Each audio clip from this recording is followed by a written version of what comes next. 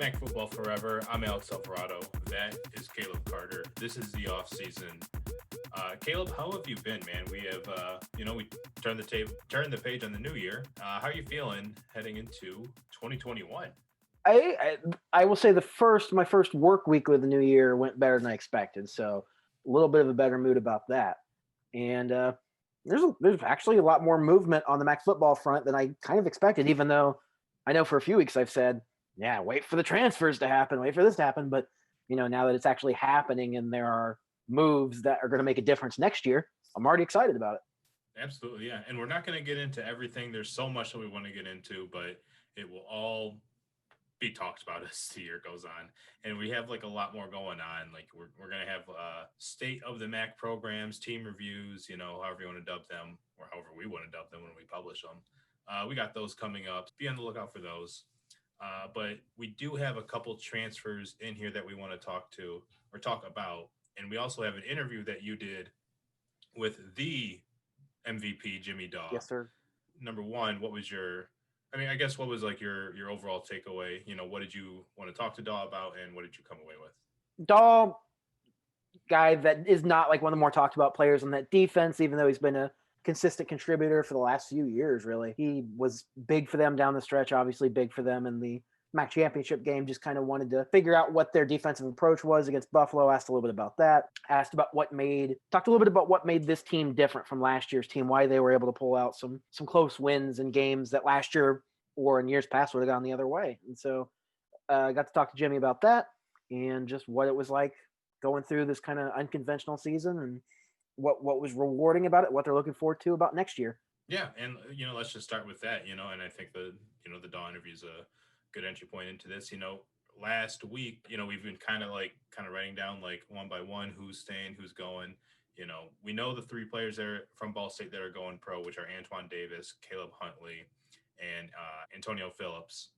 But 16 seniors decided on their own to come back, including 13 starters on both sides of the ball. 13 starters in total coming back for Ball State, including the entire offensive line, including the quarterback, and including a lot of the helping pieces around Jimmy Daw and around co-defensive MVP Brandon Martin at linebacker. A couple of these guys that are coming back, I'm counting three in my head right now, JT Wahi, Chris Agumang, and Anthony Ekpe are all, we're all instant impact transfers that came into Ball State and immediately provided excellence and in some cases depth to, Ball State where they needed, contributors at 11 spots on the field and not just have to, milk everything into five guys and hopefully those five made all the plays.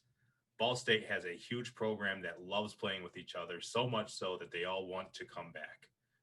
What do you make of the huge announcement that Ball State came out with last week? So so Alex has already been kind of, he got to hear my reaction to Justin Hall. What? Justin Hall is going to come back? No, man, that's weird. And that alone. And I was getting like, oh, I'm going to be teary-eyed for you when you win a big title because you'll be a senior and you'll be gone. Now he's back, and now I'm like, shit, man. He's going to have a chance to like. I'm so happy for you. I got to look at we got to spend some time looking at the record books when we do our previews in the late summer, early fall. Like, where does Justin Hall stand in FBS history books? He's got his quarterback coming back, that Plitz back, and that even at the pinnacle of what both of those guys have done in their career, they're both coming back. And an underrated aspect of what they've got is that their offensive line really wasn't all that experienced this year. Blackwell was, and he's back. And then all the guys that, took major snaps this year on the offensive line are going to be back. And those guys weren't multi-year starters. Blackwell was really the only consistent one for the last few years. All of those guys more experienced with an offense that brings that many guys back and the defense that surged as much as it did. The expectations are going to be ridiculously high for them next year. And now it's going to be a matter of Ball State's not going to sneak up on anybody. They should be the perennial favorite going into next year. Oh, absolutely. Yeah, they're already my early West favorite heading into next year. And a normal kind of year with like a normal eligibility counter. Obviously, the 2020 year was, it is what it is, and it was just kind of a bonus year for everyone. That's why they all get to come back. And had there been a normal eligibility counter for 2020 heading into 21, all of those seniors, all 16 of those guys would have had no choice but to leave. And, we would have had like the normal conversations of like where they go from here, NFL, blah, blah, blah, blah, blah. But then looking at Ball State heading into 2021, holy crap, man, are they cratered? But we're not having that conversation. Yeah. They're like, they're doing one of the best things that they can do for themselves is just, have all those seniors come back and have all the young guys, should have been sophomores into juniors and first time starters, maybe they're still developing. And especially if they still want to stay at Ball State. So some of those guys have decisions to make as far as that goes, sure. But if all those guys are as committed to the program as its upperclassmen, then Ball State's in an even better place than we realize that they're going to be. Yeah. And at this point next year, we're maybe thinking of then maybe they're a little bit cratered, but they've got decent amount of young talent. So we're going to, next year, I'll be very interested if what types of reps some of the younger guys are going to be able to get at a lot of spots, because we're going to have a better idea at that point, hopefully, of whether Ball State's going to be a major player for the next few years. A lot could change if the coaching staff changes. So I don't know. I still think Ball State's not a team that's built to be dominant. So we're going to be looking at them as the undisputed best team, but knowing that other teams are talented enough to knock them off. So it makes, just as always, it's going to make the West as exciting as usual. And hopefully the East can catch up or play catch up. But it seems like the East always is trying to play catch up. Looking at the transfer portal, somebody who has been playing in the MAC as a number 2 player on the depth chart, it was always someone that we could say, oh, this person, if he was just on another team, he could start and just be an instant impact. Well, Kevin Marks is betting on himself and he's entering the transfer portal.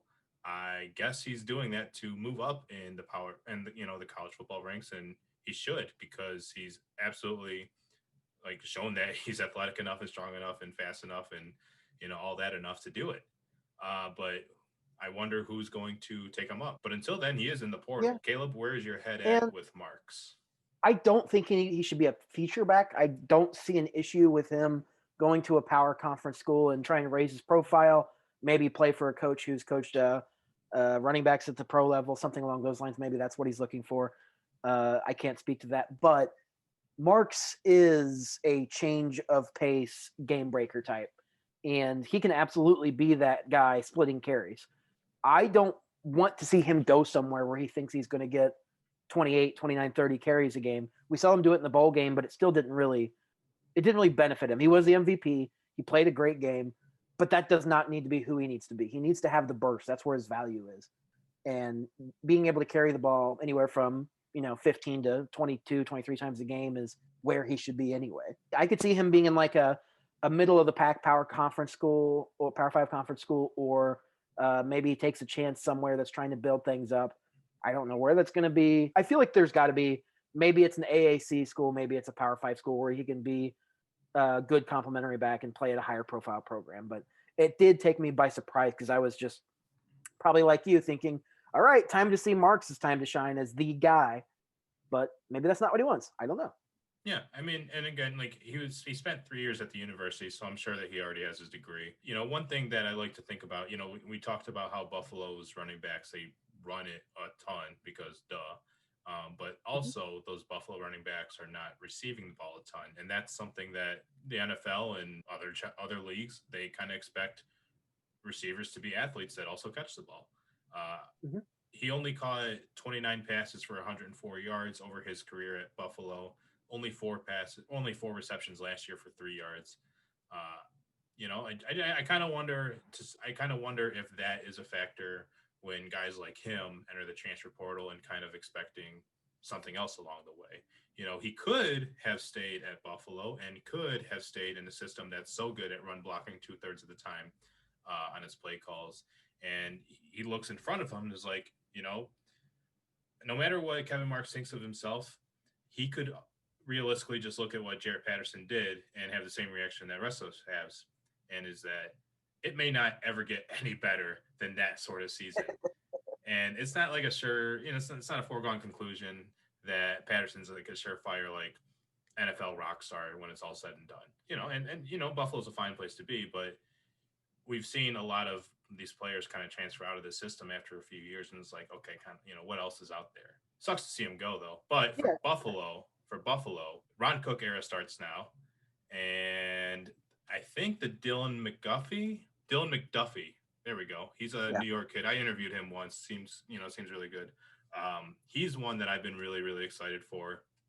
And when Buffalo just like clogged up some, like, got so many running backs, with its 2019 and 2018 signees, it was like, damn, man, that is a huge like position group. Like I never like thought like any of those like freshmen were going to see the field, and unless like they transferred out. Well, now like Patterson's gone and Marks is gone, so now there's just like how young programs are, there's just spots to be filled by young guys that we don't know.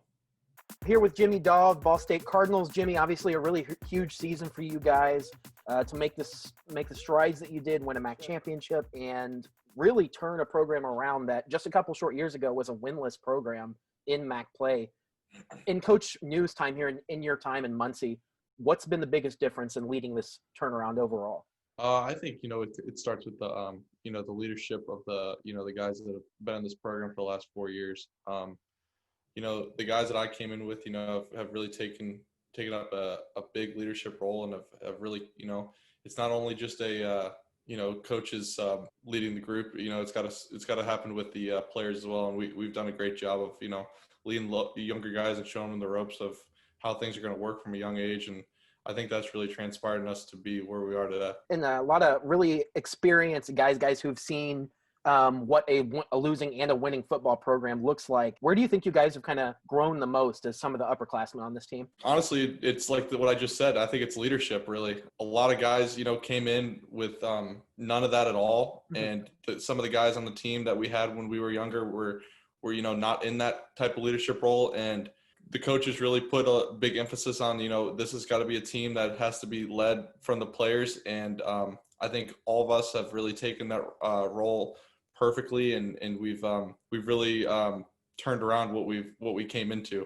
From going from last year, taking a team that was in all these close games, and I know that a team never wants that. The team doesn't want that to be their identity. We don't want to be the team that loses games when they go down to the wire. What allowed you guys to change and turn the tide in your favor in those close games? I think it just came with, continuing to just do the little things that we always practice. Coaches, are always preaching hard work and stay in the course. And I think that's exactly what we did. We were motivated more than ever, and we were driven to, continue to work and keep striving to what we were. Because, we were in those games that we lost, and it was like a little, revenge for us that we wanted to turn that around and get those wins against the teams that we lost to so closely to. Coming off that Miami loss, I mean, that's the kind of it's not non-conference, it's a non-division game, and you still control your destiny as long as you win out. So was there any moment after that Miami loss where you guys like regrouped, or was it business as usual? What was kind of the attitude after that game?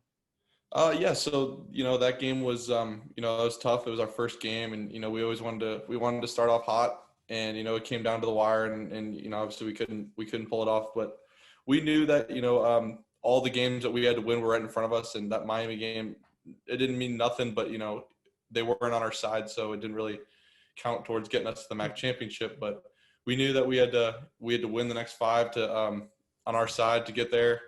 And, we knew that we could, and we went out and did it. Was there ever a point in the season where you guys were of the, was it a switch, or was it always a mindset of we can win a MAC championship? Was there ever a point where it became more like reality, or was it always that feeling you were going to win one? Yeah. So before the season started, one of our safeties, Bryce Cosby, came up with the saying DOB, which is our acronym for Detroit or Bust. Okay.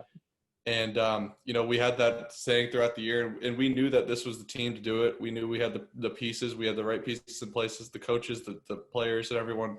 We had it in the right spot. We knew that if this was the year it's going to be, this was going to be it. So we had that mentality the whole time, and we knew that we were going to achieve it. I think late in games this year, there were a lot of instances in which, individuals made huge plays, whether it was you in the MAC championship, Antonio Phillips making big plays, Jalen, Christian Albright, Crosby, really anybody.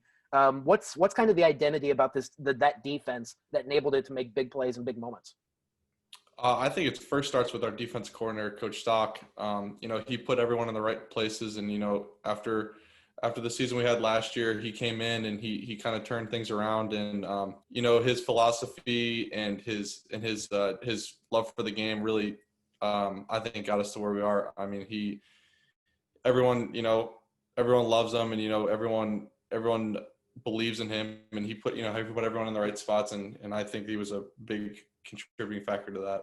Yeah, and really without talking about every game, I guess, but I am still curious about Western Michigan.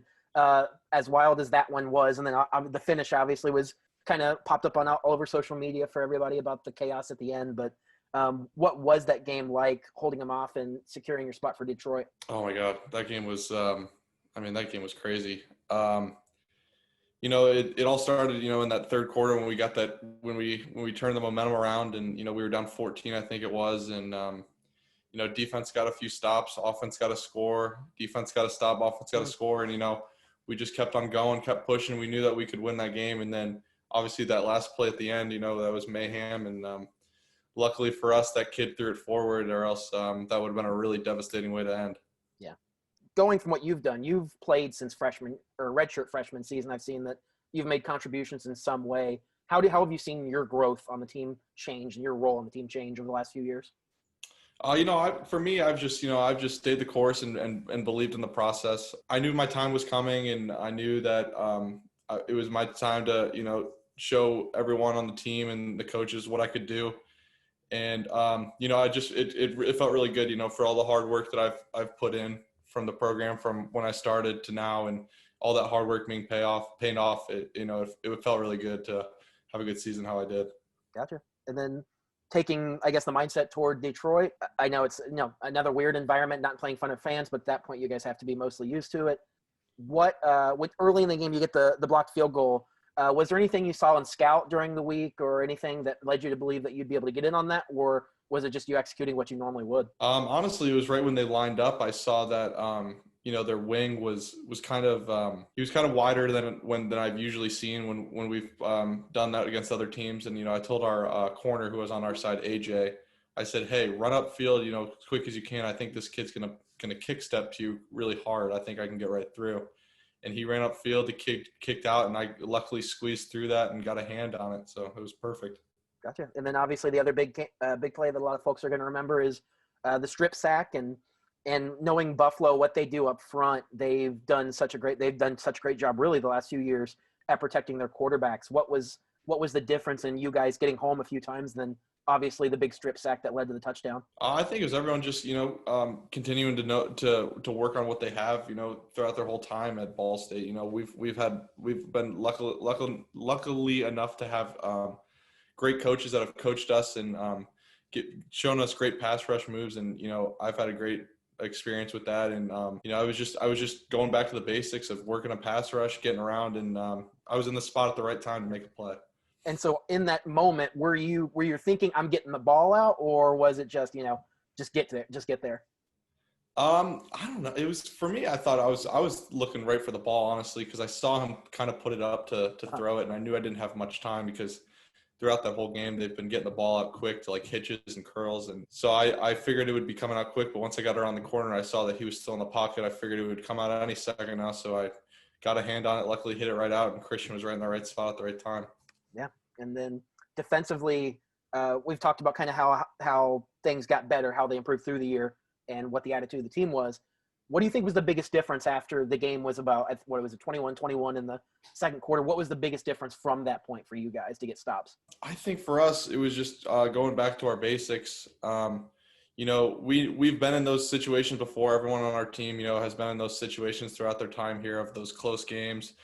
And we knew that we were the better team coming in. We knew that we could get the stops when we needed to. And it was just believing in the process, believing in our coaches, putting us in the right spots, and believing in the, the techniques that we've learned throughout our time. And luckily throughout that game, we had one of our best defensive performances, of our whole season. And it couldn't have come at a better time. So that was awesome for us. And there's obviously a lot of buy-in from your guys. Not a lot of teams are able to sustain injuries at major positions and still be able to win a championship. So for you guys to do that, whether it's Kaleb getting injured and then Ty and Will stepping up and all those guys, I know it gets down to like cliche type stuff, next man up, but what makes it so that you guys are unable to get through those types of injuries or those types of losses? We believe that, I think we have the best depth that we've ever had. And, it comes throughout every position. When a guy goes down, like you said, it is next man up, really, because we have the guys that can play. Everyone's have had their time playing and they know what to do. And it's just a matter of, just going out and executing. So whenever that person goes down, the next person will be ready and they're going to execute just as how that first person did. I won't go back into it too much, but I do want to ask you, with both of us being guys from the Buckeye State, but neither one of us are Buckeyes, what is it like to get the reaction from Medina and from Northeast Ohio folks after, heading to a program like Ball State and becoming a champion? Oh, it feels great. This is where I was born and raised, and, it's a place that's my home. And, it feels great to, get that recognition and from all those people that, I've played for, throughout my time in high school, and then it translated into college, and then they continue to see that. So, it felt really good. I have to assume your cell phone was blown up a little bit after the game, right? A little bit. Good deal. One more player that we want to talk about, and then we'll split out of here. Ben Bryant, quarterback out of Cincinnati, previously had P5 offers out of high school, went to the P6 school, though, transferred out after a couple years and is headed to EMU. Obviously, huge get for the huge get for the Eagles. Last year, they did an okay job throwing the ball a little bit, but a lot of that came in that Western game. As far as QBR goes for the team, EMU was mediocre with 7th in the league. Bryant offers so much ability to stretch the field with his arm in ways that I don't think that Preston Hutchinson could figure out consistently in the shortened season last year. In any case, there's a lot more potential being added to the quarterback room yet again from Eastern. Yeah, and again, Bryant's a guy who's taken major snaps since he was a starter for some games. Desmond Ridder obviously usurped him there and is a top-notch quarterback. He's even coming back too to Cincinnati, so that's really big for them. Yeah, so, I think that was announced the next day. So yeah, so really cool for them for an AA, a program like Cincy. But for EMU, you look at him and you look at the weapons that the Eagles have at wide receiver, whether it's Baydoun or Tanner New is, going to catch the ball a million times. Assuming that his relationship with Hutchinson isn't just entirely dependent on the ball coming out of Hutchinson's hands. Right. Yeah. But they've got some really talented wide receivers for a team that didn't really have it all figured out offensively. So I am very interested if they're a more balanced team next year that can move the ball both ways. Boone's more established, the offensive line's more established, and with maybe with Bryant, he's the guy. Maybe not. Maybe Hutchinson's feet give him the edge in a quarterback battle. But I have to imagine, Bryant's heading there because he expects to play quarterback, and Creighton's got to win a QB competition and see what he can get out of both of them. So I would think that Bryant's going there to be the starter. I would think that he'd have the leg up, but very interested in seeing how that shakes out. Yeah, and Creighton does a pretty good job of, and it's something I like to point out that every year he doesn't add just one quarterback, he adds two, and not just from one sort of grade. He tries to have add some diversity in terms of eligibility every year. He always gets a transfer and always gets a prep guy. This year it's Ben Bryant from Cincinnati and Austin Smith from a high school in Georgia. I don't remember the high school's name. I'm sorry, man. But yeah, it definitely adds competition to the most important field or important position on the field. Bryant's obviously the huge pickup, and Mark's going out's one of the bigger ones that there's been transfers out in the MAC in recent years. There'll be some more guys we'll talk about in the coming weeks, coming months. Obviously, when we do team review, state of the programs, we'll have more announcements about people who've made decisions in recent days.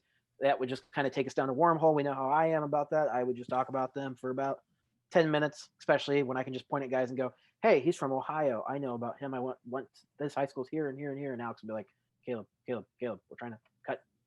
Look at your phone. There's 10 minutes left. Okay. So, but yeah, there's a lot to talk about with those guys. Very excited about a couple transfers, and we'll try to keep you in the loop and give you a little more background on them in the coming weeks and months. Yeah, and so again, thank you all for listening. We will be back again later on in the week with more whatever the hell we want to talk about, I guess. Bang, bang. Let us know in the comments if you want to talk about some transfers that's coming in out of the MAC. Let us know. We'd love to chat with you there. But until then, Kaleb, good hanging out with you. Have a good night, man.